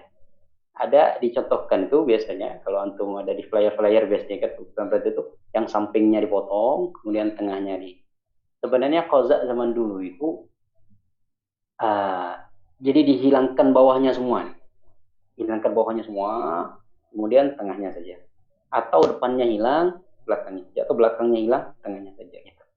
Nah, kalau qaza yang ada di pamflet itu, kalau saya lihat, itu nggak tepat juga dikatakan qaza. Karena masih ada sebagian rambut. Kayak kita juga kan, ketika kita memotong pun kan nggak sama. Kadang-kadang yang tengah ini masih agak panjang kan, yang samping-samping pelipis ini kan kita tipiskan 1-2 cm. Kalau qaza itu dianggap memotong sebagian, membiarkan sebagian, berarti potongan kita yang biasa normal ini dianggap qaza juga kan? Ya kan? Kita ini enggak, kadang-kadang kita motong rambut kan cuma pelipis saja nih. Ini Mas apa namanya? 2 cm lah. Yang sini masih dipanjangin ya berapa kan begitu deh. Kalau dianggap qaza itu memotong sebagian, kemudian membiarkan sebagian, berarti kita semua kena qaza. Tapi yang dimaksud qaza itu dihilangkan semua. Jadi samping itu kayak gundul gitu, ya, kemudian sampingnya dibiarkan, nah, atasnya dibiarkan ya, atau tengahnya digundul gitu, kemudian belakang. Nah, itu yang pertama. Tapi hukumnya makruh, nggak sampai di batas haram. Artinya ya dibenci oleh Rasulullah SAW. Kemudian yang kedua, sebenarnya itu juga berkaitan dengan kesopanan. Artinya dianggap tidak sopan. Maka kalau ada potongan yang bukan qaza pun, tapi seumpamanya itu memang secara kesopanan tidak baik, ya masuk larangan yang dimakruhkan, begitu ya. Itu artinya nilai dari larangan kenapa Rasulullah dulu melarang qaza itu karena tidak sopan. Potongan seperti itu tidak sopan. Maka kalau seumpamanya ada sebagian yang motong walaupun tidak qaza, tapi tradisi kita atau kebiasaan kita melihat itu tidak sopan, ya itu juga masuk bagian dari makruh. Tapi ala kulli hal hukumnya makruh, nggak sampai pada batas haram. Dan tadi ya apa namanya, istilah qaza tadi bukan sekedar memotong sebagian, membiarkan sebagian. Karena kalau seperti itu kita semua kena qaza. Tapi tadi dihilangkan betul-betul, kemudian sampingnya atau atasnya dibiarkan. Ya. Begitu Ustaz. Oke, makasih Ustaz. Ya. Oke, selanjutnya kembali ke saya ya, sudah baca semua. Nomor 40. Muhammad bin Umar bin Al-Walid Al-Kindi Al-Kufi bercerita kepada kami, Yahya bin Adam memberitahukan kepada kami dari Syarik, dari Ubaidillah bin Umar, dari Nafi, dari Ibnu Umar, ia berkata, uban di kepala Rasulullah itu sekitar 20 helai yang berwarna putih. Ya, sekitar 20. Tapi tadi dikatakan 14. Ya. Karena perawinya berbeda, maka keadaan berbeda. Artinya bisa jadi yang pertama melihat ya 14, ya kan? Di sini yang kedua lihat 20. Kan seperti panjang rambut Rasulullah dari wayat sampai di kuping, sampai di tengah kuping, ada sampai di pundak. Ya, artinya suatu saat Rasulullah memang ada di pundak rambutnya. Nah, begitu juga kita melihat ada perbedaan riwayat seperti ini, yang kita pahami itu mungkin berbeda keadaan yang disampaikan. Ketika sahabat yang A melihat ada sekitar 14, ketika sahabat yang B melihat ada sekitar 20 gitu. Dan sebagian lain mengatakan itu cuma perkiraan saja. Karena sahabat juga tidak mungkin dia menghitung satu-satu kan, 1, 2, 3, 4, 5, 6 gitu ya. Nah, artinya ya kira-kira lah 20. Nah, dia mengatakan kira-kira 14. Ya, berdekatan. Nah, begitu. Oke, lanjut. Lanjut Pak Adi, silakan Pak Adi. 41.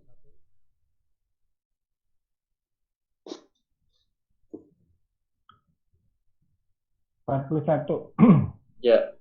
Abu Quraib Muhammad bin Al-A'la bercerita kepada kami, Muawiyah bin Hisham memberitahukan kepada kami, dari Syaiban, dari Abu Ishaq, dari Ikrimah, dari Ibnu Abbas, dia berkata, Abu Bakar pernah berkata, wahai Rasulullah, sungguh Anda telah beruban.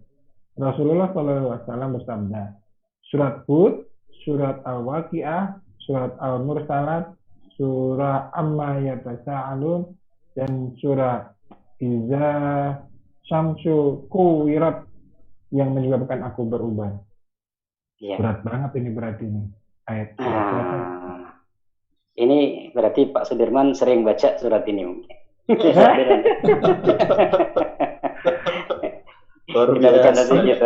Ini memang ada ini khusus topik Pak Dirman ini. berat. Ada. Jadi Rasulullah maksudnya bacanya lebih banyak daripada Rasulullah sendiri malah ya. Lebih banyak daripada kita, Pak. Lebih banyak dari kita. Oke. Guyon Pak Dirman ya. Kita tanda-tanda dikit. Oke, jadi di sini Rasulullah SAW dikatakan Abu Bakar Rasulullah keberuban. Nah, tapi ini sekali lagi tidak bertentangan dengan hadis sebelumnya, karena Abu Bakar dia menyampaikan Rasulullah uban kamu banyak, kan? Rasulullah keberuban. Artinya Rasulullah dilihat oleh Abu Bakar ada uban, dan hitungan ubannya yang mengikuti hadis sebelumnya kan, ya sekitar 14 atau sekitar 20. Kemudian ditanya kenapa? Artinya kenapa kok engkau beruban? Artinya mungkin Abu Bakar melihat ya tiba-tiba muncul gitu uban itu. Nah, artinya sebelum-sebelumnya Rasulullah tidak pernah terlihat beruban. Rasulullah mengatakan syayyabatni Hud wal Waqi'ah, dan yang membuat aku cepat beruban ini surat-surat. Kenapa surat-surat itu membuat Rasulullah cepat beruban? Yang pertama, karena surat-surat itu berbicara tentang hari kiamat. Nah, untuk baca Al-Waqi'ah, idza syamsu kuwirat, ya kan? Neraka ya. Neraka. Artinya tentang ngerinya hari kiamat itu kan.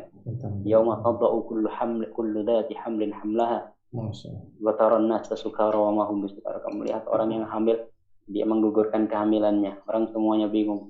Idza syamsu kuwirat.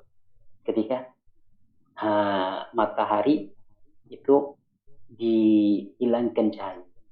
Idza syamsu kuwirat wa idzan nujumu kadarat. Ketika bintang-bintang berjatuhan dan lain sebagainya. Nah, ini kan artinya berat gitu. Itu yang pertama. Yang kedua, surat-surat ini juga berbicara tentang umat-umat terdahulu. Seperti surat Hud, yaitu berbicara tentang umat Nabi Hud. Ya, dan umat-umat yang lain juga. Artinya ketika Rasulullah membaca kisah bagaimana umat-umat terdahulu diazab, Rasulullah kasihan dengan umatnya. Ya Allah umatku. Makanya di antara yang dikatakan oleh Rasulullah, Rabbi ummati ummati. Ya Allah umatku, umatku. Ini ada lagunya Maher Zain kan, ummati ummati. Itu kalau kita pahami syairnya Pak, bisa kita menangis, ya kan? Ya, nggak tahu, mungkin ada terjemahannya juga kan di bahasa Inggris. Anda bisa dengar lagu Maher Zain dengan versi bahasa Inggrisnya. Kalau kita pahami betul bagaimana sayangnya Rasulullah kepada kita. Karena Rasulullah ketika membaca kisah tentang Nabi Ibrahim alaihissalam, ya Allah Nabi Ibrahim umatnya seperti itu. Nabi Musa, Nabi Isa umatnya seperti itu. Nabi Musa umatnya, Nabi Nuh umatnya seperti itu. Sehingga Rasulullah, ya Allah jaga umatku. Jangan sampai umatku terjadi seperti umat-umat sebelumnya. Artinya berat, ya, beban Rasulullah dan kecintaan Rasulullah kepada kita. Ya, nggak ingin kita ini seperti umat-umat terdahulu. Yang ketiga, bagian ulama mengatakan di dalam surat Hud itu ada satu ayat mengatakan fastaqim kama umirta wa man taba ma'aka wa la tatghaw innahu bima ta'maluna basir. Dan istiqamahlah sebagaimana engkau diperintahkan dan orang-orang yang taubat bersamamu, dan jangan melampaui batas. Sesungguhnya Allah Maha mengetahui apa yang kamu lakukan. Perintah istiqomah. Nah, berat perintah istiqomah ini. Sehingga Rasulullah tidak berubah. Jadi dalam surat Hud ini ada perintah untuk istiqomah.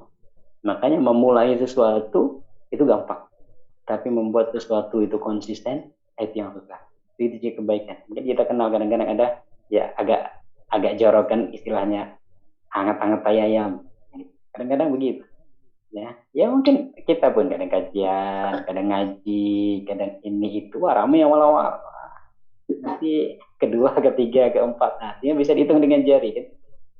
Yang istiqomah ini bukan memulai gampang, tapi membuat istiqomah ini berat. Dalam ayat yang dalam hadis Rasulullah pernah mengatakan kepada salah seorang sahabat, "Qul amantu billahi tsumma istaqim." Katakanlah aku beriman kepada Allah, istiqomah. Tapi istiqomah dalam keimananmu. Jangan mudah goyah. Sekarang kita berada di zaman akhir. Fitnah sedemikian rupa. Ya, sehingga orang yang berpegang pada agama seperti memegang bara. Kalau memang fitnah sana sini, subhanallah. Maka istiqomah dalam keimanan kita. Nah, ini sesuatu yang semakin berat zamannya. Godaan dunia, godaan pangkat, godaan tahta, harta, wanita, dan lain sebagainya. Nah, itu membuat orang ya keimanannya kan teruji betul. Sehingga Rasulullah ketika mendengar perintah fastaqim kama umir, ini berat.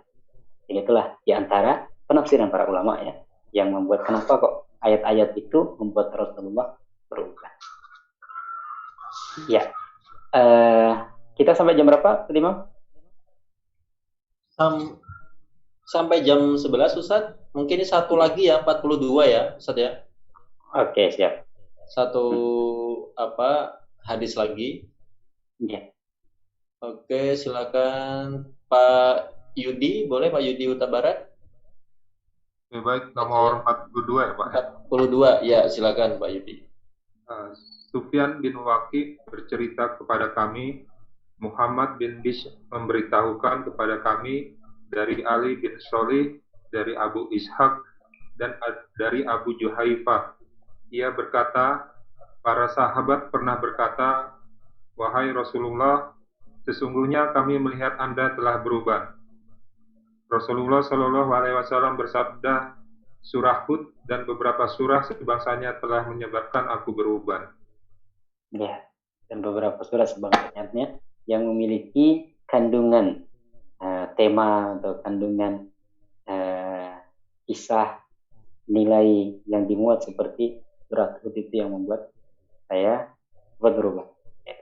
Nah, ini bedanya Rasulullah dengan kita. Kalau Rasulullah baca Quran memahami, merenungkan. Kita ini kan lewat aja Pak, baca mau surat Hud, mau Al-Fatihah, mau sama. karena maknanya nggak ada sama aja lah. Mau baca Anas, mau baca itu kan. Datar aja. Tidak berubah kan. Jadi uban tidak muncul-muncul jadi kan. Wallahu a'lam. Oke, mungkin itulah hadis-hadis yang bisa kita baca untuk kesempatan malam hari ini. Ya, sekali lagi, walaupun kita berbicara tentang fisik Nabi Sallallahu Alaihi Wasallam, tapi dari hadis itu memang ada nilai-nilai yang bisa kita ambil. Bahkan ada hukum-hukum fikih yang bisa kita ambil juga. Selain juga semakin mengenalkan kita kepada sosok Nabi Sallallahu Alaihi Wasallam, dan mudah-mudahan itu bisa menumbuhkan cinta kita pada Nabi Sallallahu Alaihi Wasallam. Oke, silakan, Ustaz Imam. Tanya jawab atau gimana? Ya, baik. Terima kasih Ustadz Johar. Silakan Bapak-Bapak yang ingin ditanyakan berkaitan dengan tema yang sedang kita bahas ini mengenai rambut. Mungkin saya dulu Ustadz. Tentang uban ini boleh kita cabut nggak Ustadz ya uban? Oh iya. Ya, ada larangan untuk mencabut uban. Kan dikatakan uban itu adalah cahaya dari Allah. Nah ini juga Pak Dirman juga ada ini juga kelebihan lagi. Kena terus Pak Sudirman ini. Tapi ini sisi baiknya kan. Iya, karena kan bercahaya. Semakin banyak berarti semakin banyak cahaya Allah. Memang ada dikatakan begitu. Jadi tidak boleh mencabut uban karena uban adalah cahaya Allah. Nah, cuman larangannya itu larangan haram apa makruh. Nah itu dia. Mungkin saya pernah beberapa kali singgung, ketika kita menemukan larangan, jangan otomatis kita simpulkan larangan itu haram. Yeah. Karena hukum Islam ini ada haram, ada makruh, ada mubah juga, kemudian ada wajib, ada sunnah. Perintah juga, jangan kita anggap perintah itu semuanya wajib. Ada sunnah juga. Nah, para ulama mengatakan bahwasanya mencabut ini hukumnya makruh, ya, tidak sampai kepada tahap haram.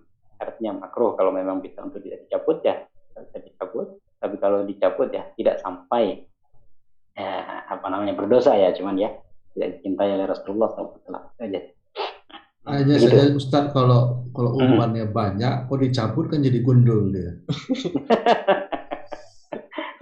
Atau jangan-jangan perintahnya untuk yang banyak ya. Iya. Kalau yang masih sedikit boleh dong. Iya.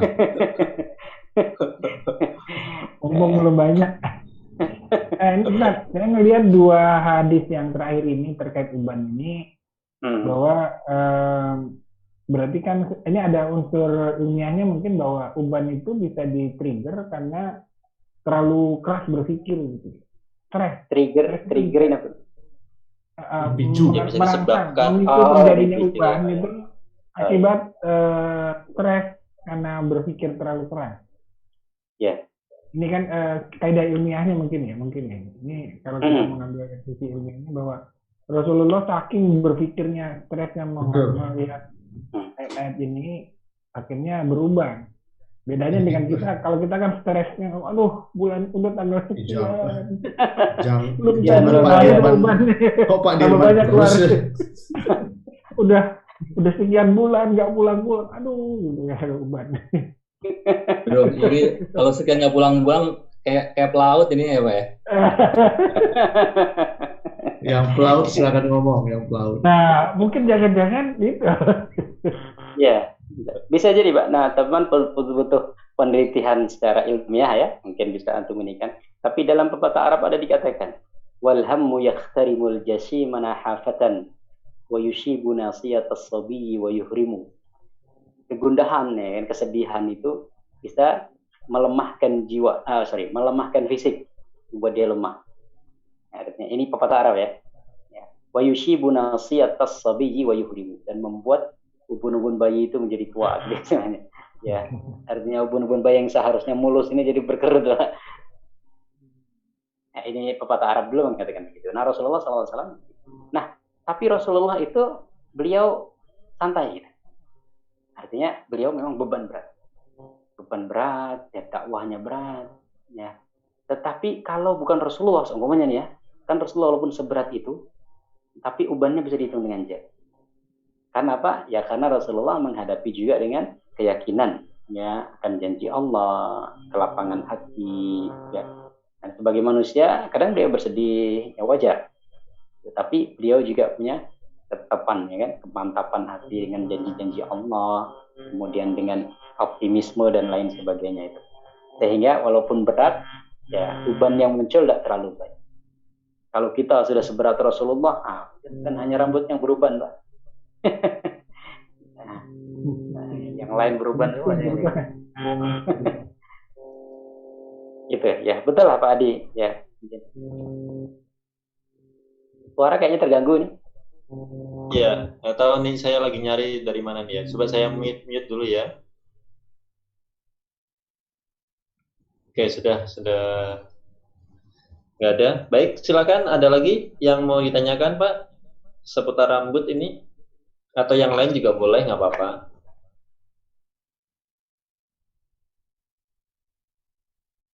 Ada yang mau nambahkan? Pak Adi tadi kan bagus nambahkan. Yang lain juga sesuai dengan penelitian atau pengalaman pribadi. Bapak. Suaranya hilang nih. Suaranya hilang ya? Enggak, kedengaran. Kedengaran suara Bapak. Iya. Kalau yang nggak ada rambutnya botak gitu, terus kita lagi dalam perjalanan nih, mau sholat, terpaksa tayamum gitu, depannya ada orang botak, bisa nggak dipakai sarana untuk itu ya? Tayamum itu di atas kepalanya dia. Maksudnya gimana Pak? Maksudnya apa ini? Oh, enggak. Emang nggak ada. Rizky dulu minta permisi Pak, saya bisa itu ngambil ini tayamum di atas Pak boleh nggak?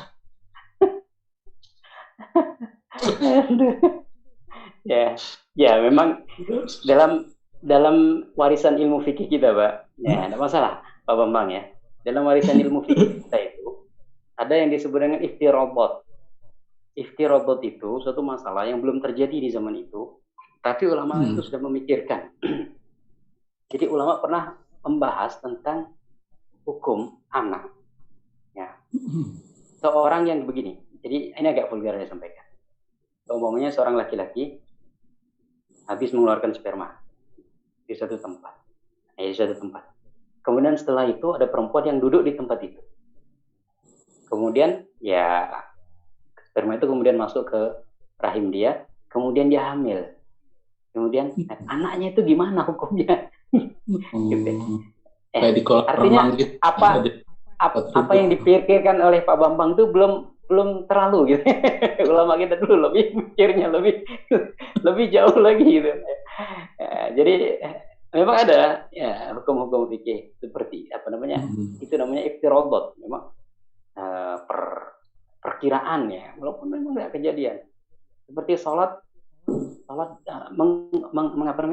ada istilahnya itu menjual angin dulu itu, bay'ul fadha. Menjual angin itu begini. Jadi sekarang ini juga banyak orang jual angin. Jual angin itu gini. Orang jual apartemen kan. Lantai 2 sampai ke atas itu apa yang dijual? Ya kan? Sekarang kejadian gitu.